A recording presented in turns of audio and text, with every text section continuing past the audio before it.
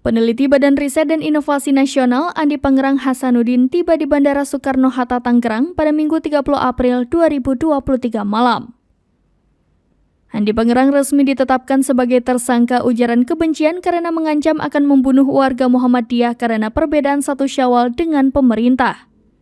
Andi Pangerang Hasanuddin tiba sekira pukul 21.12 waktu Indonesia Barat melalui Terminal 2 kedatangan domestik Bandara Soekarno-Hatta. Andi Pangerang keluar dari Bandara Soekarno-Hatta mengenakan kemeja batik berwarna coklat, topi hitam dengan kepala tertunduk. Sebelumnya, Bareskrim Polri resmi menetapkan peneliti BRIN Andi Pangerang Hasanuddin sebagai tersangka kasus pengancaman terhadap warga Muhammadiyah melalui akun media sosial.